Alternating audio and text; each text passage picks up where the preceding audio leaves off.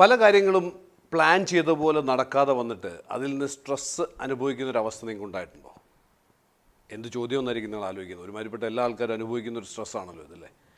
ഞാനിത് ഈ സബ്ജക്റ്റിനെ കുറിച്ച് സംസാരിക്കണമെന്ന് എനിക്ക് പ്രധാനമായിട്ട് തോന്നിയിട്ടുള്ളത്, നിങ്ങൾക്ക് പലർക്കും അറിയാം, എൻ്റെ പല ട്രെയിനിങ് സെഷൻസും അതേപോലെ തന്നെ പീക്ക് പെർഫോമൻസ് കൺവെൻഷൻസും ഒക്കെ മാർക്കറ്റ് ചെയ്യുന്ന സമയത്ത് എൻ്റെ ഓഫീസിൽ നിന്ന് കിട്ടുന്ന ഫീഡ്ബാക്കാണ്.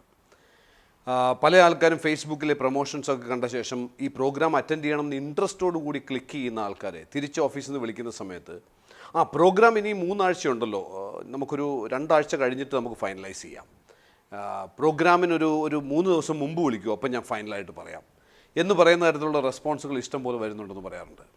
ഇൻഫാക്റ്റ് ഇത് വളരെ ഇൻട്രസ്റ്റിംഗ് ആയിട്ടുള്ളൊരു ഒബ്സർവേഷനാണ്. ഞാൻ വിചാരിച്ചു അത് തീർച്ചയായിട്ടും നിങ്ങളുമായിട്ട് ഷെയർ ചെയ്യേണ്ടത് ആവശ്യമാണെന്ന് എനിക്ക് തോന്നി.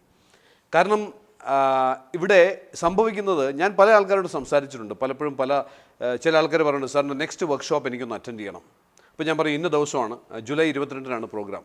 ജൂലൈയിലാണല്ലേ? അപ്പോൾ കുഴപ്പമില്ല, ഞാനപ്പോൾ ഒരു കാര്യം ചെയ്യാം സാർ, ഓഫീസിൽ നിന്ന് ആരോടെങ്കിലും ഒന്ന് ജൂലൈ ആദ്യത്തെ ആഴ്ച എന്നെ ഒന്ന് റിമൈൻഡ് ചെയ്യാൻ പറയണം എന്ന് പറയും.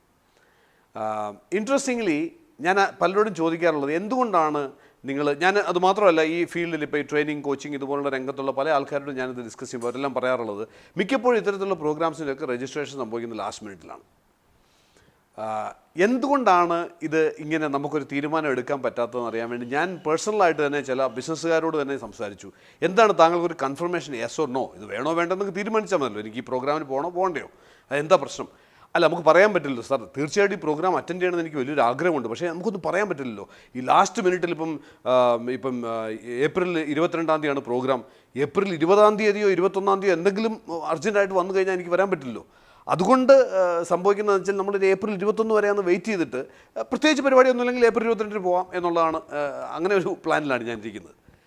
ഇതാണ് നമ്മളുടെ ഇവിടെയുള്ള ബിസിനസ്സുകാരുടെയോ അല്ലെങ്കിൽ പ്രൊഫഷണൽസിൻ്റെയോ പരാജയത്തിൻ്റെ ഏറ്റവും പ്രധാനപ്പെട്ട കാര്യം. ഞാൻ ഈ കാണിച്ച ട്രെയിനിങ് അറ്റൻഡ് ചെയ്യുന്ന കാര്യത്തിൽ മാത്രമല്ല, ഒരുവിധപ്പെട്ട എല്ലാ കാര്യങ്ങളും ഇതുപോലാണ്. കാരണം 1 മാസം കഴിഞ്ഞല്ലേ, 1 മാസം കഴിഞ്ഞ് ആ ദിവസം ഇപ്പോൾ എനിക്ക് എന്തെങ്കിലും അർജൻറ്റ് പറ്റില്ല എന്നെങ്കിൽ എങ്ങനെ എനിക്കറിയാൻ പറ്റും? നമുക്കിതിനൊക്കെ അർജൻറ്റായിട്ട് വേറെ എന്തെങ്കിലും വന്നു പെട്ടാലോ? ഒരു കാര്യം മനസ്സിലാക്കേണ്ടത്, ഞാൻ എപ്പോഴും ശ്രദ്ധിച്ചിട്ടുള്ളത്, ശരിക്കും ട്രൂ പ്രൊഫഷണൽസും പ്രൊഫഷണൽസ് അല്ലാത്ത ആൾക്കാരുമായിട്ടുള്ള പ്രധാനപ്പെട്ട ഡിഫറൻസ് പ്ലാനിങ്ങിലാണ്. ട്രൂ പ്രൊഫഷണൽസ് എന്ന് പറഞ്ഞാൽ they have planned their entire activity for at least 90 days. ഒരു 90 ദിവസത്തെങ്കിലും ഒരു പ്ലാൻ അവരുടെ കയ്യിലുണ്ടാവും. എസ്പെഷ്യലി വെസ്റ്റേണേഴ്സിലേക്കൊക്കെ നോക്കുകയാണെങ്കിൽ, നമ്മൾ വെസ്റ്റേൺ കൺട്രീസിലേക്ക് പോയാൽ ഒരു 90 ദിവസത്തെ ഗ്യാപ്പ് ഇടാതെ നമുക്കൊരു മീറ്റിംഗ് പോലും ഫിക്സ് ചെയ്യാൻ പറ്റില്ല. അത്രയ്ക്കും പ്ലാൻഡ് ആയിരിക്കും. നമ്മൾ മാത്രമാണ് 20-ാം തീയതിയാണ് തീരുമാനിക്കുന്നത് 21-ാം തീയതി എന്ത് ചെയ്യണം എന്നുള്ളത്. ഇതുകൊണ്ട് സംഭവിക്കാറുള്ളത്, പലപ്പോഴും വളരെ ഇമ്പോർട്ടൻ്റ് ആയിട്ടുള്ള പല കാര്യങ്ങളും നമുക്ക് ജീവിതത്തിൽ മിസ്സാവും. കാരണം അർജൻറ്റായിട്ടുള്ള കാര്യങ്ങളുടെ പിന്നാലെ നമ്മൾ ഓടിക്കൊണ്ടിരിക്കും. ലൈഫ് ലീഡർഷിപ്പ് എന്നുള്ള കോൺസെപ്റ്റിൽ സ്റ്റീഫൻ കോവി പറഞ്ഞിരിക്കുന്ന ഒരു കോൺസെപ്റ്റ് ഉണ്ട്. അതായത് അർജൻറ്റും ഇമ്പോർട്ടൻറ്റും തമ്മിലുള്ള ഒരു ബാലൻസിങ്.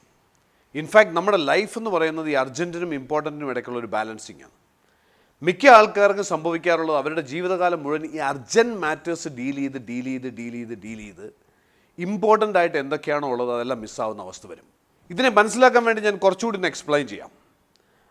നമ്മളിതിനെ ഒരു 4 സെക്ടറായിട്ട് അല്ലെങ്കിൽ 4 ക്വാഡ്രൻ്റായിട്ട് തിരിക്കുകയാണെന്നിരിക്കട്ടെ. ഏറ്റവും urgent, high in urgent, high in importance എന്ന് വയ്ക്കുക. അപ്പോൾ ഇതിൻ്റെ ഒരു ഭാഗം ഏറ്റവും ഹൈ ഇൻ അർജൻറ്റാണ്, മറ്റൊരു ഭാഗം ഹൈ ഇൻ ഇമ്പോർട്ടൻ്റ് ആണ്. ഇതിൽ ഹൈലി ഇമ്പോർട്ടൻ്റ് ആയിട്ടുള്ളതും ഹൈലി അർജൻറ്റ് ആയിട്ടുള്ളതും നമ്മൾ ക്വാഡ്രൻറ്റ് 1 എന്ന് വയ്ക്കുന്നു. Highly important but not urgent എന്നുള്ളതിനെ നമ്മൾ ക്വാഡ്രൻറ്റ് 2 ആക്കി മാറ്റുന്നു. Highly important but not urgent. അർജൻറ്റാണ് പക്ഷേ അത്ര ഇമ്പോർട്ടൻസ് ഇല്ല, അർജൻറ്റ് ബട്ട് നോട്ട് ഇമ്പോർട്ടൻ്റ് എന്നുള്ളതിനെ നമ്മൾ ക്വാഡ്രൻറ്റ് 3 ആക്കി മാറ്റുന്നു. നോട്ട് അർജൻറ്റ് നോട്ട് ഇമ്പോർട്ടൻ്റ് എന്നുള്ളതിനെ നമ്മൾ ക്വാഡ്രൻറ്റ് 4 ആക്കി മാറ്റുന്നു. ഇങ്ങനെ 4 ക്വാഡ്രൻറ്റിലാക്കി നമ്മുടെ ആക്ടിവിറ്റികളൊന്നും തരംതിരിക്കുക. ഓരോ ദിവസവും നിങ്ങൾ ചെയ്യുന്ന കാര്യങ്ങൾ, നമുക്കറിയാമല്ലോ, നമ്മളുടെ ബിസിനസ് രംഗത്തോ അല്ലെങ്കിൽ പേഴ്സണൽ രംഗത്തോ ഒക്കെ നമ്മൾ ചെയ്യുന്ന ആക്ടിവിറ്റികൾ ഈ 4 ക്വാഡ്രൻറ്റിൽ എവിടെയെങ്കിലും ഒന്നിട്ട് നോക്കുക. Urgent and important, not urgent but important, important but not urgent, not important not urgent. ഇതിലെവിടെയാണ് നമ്മളുടെ ഓരോ ആക്ടിവിറ്റികളും എന്നൊന്ന് ആലോചിച്ച് നോക്കുക. ഇൻഫാക്റ്റ് ഇതിനെ ബേസ് ചെയ്ത് വേണം ശരിക്കും നമ്മളുടെ ഒരു സ്ട്രാറ്റജി ക്രിയേറ്റ് ചെയ്യാനായിട്ടുള്ളത്. തീർച്ചയായിട്ടും അർജൻറ്റ് ആൻഡ് ഇമ്പോർട്ടൻറ്റ് എന്ന് പറയുന്ന ഫാക്ടേഴ്സ് നമുക്ക് അഡ്രസ്സ് ചെയ്തേ പറ്റൂ. We have to do it. So ഈ ക്വാഡ്രൻറ്റിൽ നമുക്ക് ചെയ്യേണ്ട ആക്ടിവിറ്റി എന്ന് പറയുന്നത് ഡു എന്നുള്ളതാണ്. അവിടെ ചെയ്യേണ്ട നമുക്ക് activity, we have to do it. Urgent അല്ല പക്ഷേ ഇമ്പോർട്ടൻ്റ് ആയിട്ടുള്ള കാര്യങ്ങളുണ്ട്. അർജൻറ്റ് അല്ല പക്ഷേ ഇമ്പോർട്ടൻ്റ് ആയിട്ടുള്ള കാര്യങ്ങളാണ്. അതെന്താണ് ശരിക്കും അത്തരത്തിലുള്ള കാര്യങ്ങൾ?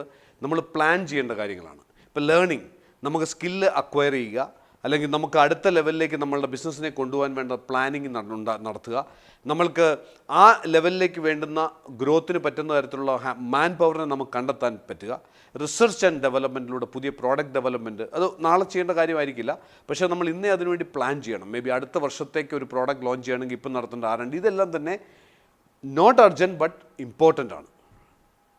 സോ ഇത്തരത്തിലുള്ള കാര്യങ്ങൾ നമുക്ക് ചെയ്യേണ്ട ആക്ടിവിറ്റി പ്ലാനിങ് ആണ്. We need to plan. മൂന്നാമത് വരുന്നത് അർജൻറ്റാണ് പക്ഷേ നോട്ട് ഇമ്പോർട്ടൻറ്റ് എന്ന് പറയുന്ന കാറ്റഗറിയാണ്. അർജൻറ്റാണ്, ഇമ്പോർട്ടൻ്റ് അല്ല. ഇതിനകത്ത് വരുന്നതെന്ന് പറയുന്നതാണ് ഒരുമാതിരിപ്പെട്ട എല്ലാ ആക്ടിവിറ്റി. ശരിയായിട്ട് പറയുകയാണെങ്കിൽ നമ്മൾ ചെയ്യുന്നതിൽ ഭൂരിഭാഗവും അർജൻറ്റും പക്ഷേ ഇമ്പോർട്ടൻ്റ് അല്ലാത്ത കാര്യമായിരിക്കും. അവൻ്റെ ഫോൺ കോൾ വരുന്നു, ഇവരുടെ ഫോൺ കോൾ വരുന്നു, ആവശ്യമില്ലാത്ത ആൾക്കാരുമായിട്ട് നമുക്ക് ഇൻട്രാക്ട് ചെയ്യേണ്ടി വരുന്നു. ഇതെല്ലാം പലപ്പോഴും അർജൻറ്റ് ആയിരിക്കും, ചെയ്തില്ലെന്നുണ്ടെങ്കിൽ പ്രശ്നമാണെന്ന് തോന്നും, നോട്ട് ഇമ്പോർട്ടൻറ്റ്.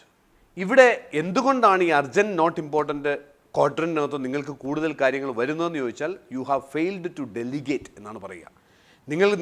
നിങ്ങൾ ചെയ്യേണ്ട ജോലികളെ നിങ്ങൾ ഡെലിഗേറ്റ് ചെയ്യാൻ പരാജയപ്പെട്ടു. ഇവിടെ നമുക്ക് അക്വയർ ചെയ്യേണ്ട സ്കിൽ എന്ന് പറയുന്നത് ഡെലിഗേഷനാണ്. ഡെലിഗേഷൻ എന്നുള്ള സ്കില്ലിലൂടെ മാത്രമേ ഈ അർജൻറ്റ് ബട്ട് നോട്ട് ഇമ്പോർട്ടൻ്റ് എന്നുള്ള ക്വാഡ്രൻറ്റിൽ നിങ്ങൾക്ക് എസ്കേപ്പ് ചെയ്യാൻ പറ്റുള്ളൂ. Then there are lot of things which are not at all urgent, not at all important. എന്നാലും നമ്മുടെ സമയം എടുത്ത് കളയുന്ന കുറേ കാര്യങ്ങളുണ്ടാവും. പല ഫോൺ കോളുകളായിരിക്കും, ചില ആൾക്കാരുമായിട്ടുള്ള മീറ്റിംഗ് ആയിരിക്കും.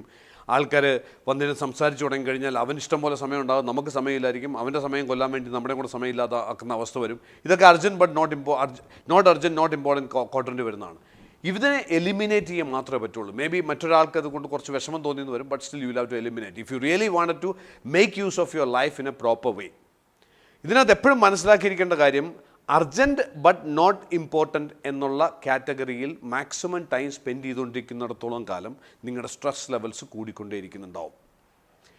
നോട്ട് അർജൻറ്റ് ബട്ട് ഇമ്പോർട്ടൻറ്റ് എന്ന് പറയുന്ന ക്വാഡ്രൻറ്റിൽ നോക്കുകയാണെന്നുണ്ടെങ്കിൽ പലപ്പോഴും മിക്ക ആൾക്കാരുമായിട്ട് ഞാൻ ചർച്ച ചെയ്യുന്ന സമയത്ത് മനസ്സിലാക്കാറുള്ളത്, നോട്ട് അർജൻറ്റ് ബട്ട് ഇമ്പോർട്ടൻറ്റ് എന്ന് പറയുന്ന ആ ക്വാഡ്രൻറ്റ് 2, ഈ ക്വാഡ്രൻറ്റ് മിക്കവാറും പലരുടെയും കാലിയാണ്.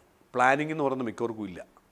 In fact important but not urgent quadrant 2-ൽ ആക്ടിവിറ്റികൾ ഇല്ലാതെ വരുന്നത് കൊണ്ടാണ് ക്വാഡ്രൻറ്റ് 3 എന്താണ്, അർജൻറ്റ് നോട്ട് ഇമ്പോർട്ടൻറ്റ്, ഈ ആക്ടിവിറ്റി ഇതിലേക്ക് കൂടുതൽ ജോലികൾ വന്ന് അടിഞ്ഞു കൂടുന്നത്. അതേപോലെ തന്നെ അർജൻറ്റ് ആൻഡ് ഇമ്പോർട്ടൻറ്റ് എന്ന് പറയുന്ന ക്വാഡ്രൻറ്റിലേക്കും അടിഞ്ഞു കൂടുന്നത് നമ്മളുടെ ക്വാഡ്രൻറ്റ് 2, അതായത് ഇമ്പോർട്ടൻറ്റ് ബട്ട് നോട്ട് അർജൻറ്റ് എന്ന് പറയുന്ന ആ ഒരു സെക്ടറിൽ നമ്മൾ വർക്ക് ചെയ്യാത്തതുകൊണ്ടാണ്.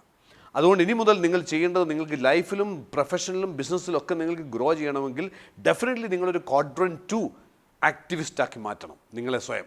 ക്വാഡ്രൻറ്റ് 2 ആക്ടിവിസ്റ്റ് ആക്കുക എന്ന് പറഞ്ഞാൽ നിങ്ങളുടെ ക്വാഡ്രൻറ്റ് 2-ൽ പ്ലാനിങ് എന്ന് പറയുന്ന പാർട്ടിൽ നന്നായിട്ട് വർക്ക് ചെയ്യേണ്ടി വരും.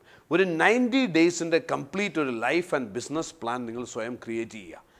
ഞാൻ ഇന്ന് ചോദിക്കുകയാണ്, അടുത്ത മാസം 30-ാം തീയതി നിങ്ങൾ എവിടെയായിരിക്കും, എന്തായിരിക്കും ചെയ്യുക എന്ന് ചോദിച്ചാൽ അത് നിങ്ങളുടെ ഡയറി അല്ലെങ്കിൽ കലണ്ടർ നോക്കി പറയാൻ പറ്റുന്ന ഒരു അവസ്ഥയിലേക്ക് നിങ്ങൾക്ക് എത്താൻ പറ്റണം. വൺസ് അത്തരത്തിൽ നിങ്ങൾക്ക് പ്ലാനിങ്ങിൽ ഫോക്കസ് ചെയ്യാൻ സാധിച്ചിട്ടുണ്ടെങ്കിൽ ഈ അർജൻറ്റ് ഇമ്പോർട്ടൻറ്റ് എന്ന് പറയുന്ന ക്വാഡ്രൻറ്റ് 1-ൽ നിങ്ങൾക്ക് സ്ട്രെസ്സ് തരുന്ന ആക്ടിവിറ്റികൾ കുറയ്ക്കാൻ സാധിക്കും. അർജൻറ്റ് നോട്ട് ഇമ്പോർട്ടൻറ്റ് എന്ന് പറയുന്നത് വളരെയധികം കുറയ്ക്കാൻ സാധിക്കും.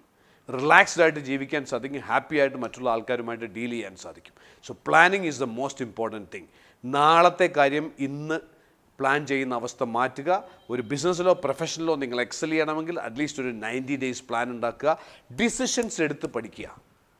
ഇപ്പോൾ ഒരു എക്സാമ്പിൾ പറഞ്ഞാൽ അതൊരു ട്രെയിനിങ് പ്രോഗ്രാമിന് അറ്റൻഡ് ചെയ്യാനാവട്ടെ, ചിലപ്പോൾ അതൊരു ഒരു ഒരു ഒരു പ്ലാൻഡ് വിസിറ്റിനാവട്ടെ, അല്ലെങ്കിൽ ഒരു റിസർച്ച് ആൻഡ് ഡെവലപ്മെൻറ്റുമായിട്ട് ബന്ധപ്പെട്ട ഒരു ഡിസ്കഷൻ ആവട്ടെ, അത് ഓക്കെ അടുത്ത മാസം 20-ാം തീയതി അങ്ങനെ ഒരു പ്രോഗ്രാം ഉണ്ടെന്ന് തീരുമാനിച്ചിട്ടുണ്ടെങ്കിൽ അതങ്ങ് ഫിക്സ് ചെയ്യുക, ഐ എം ദെയർ.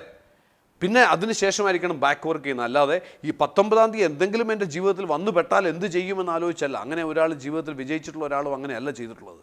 അതുകൊണ്ട് let us have a quadrant 2 expert.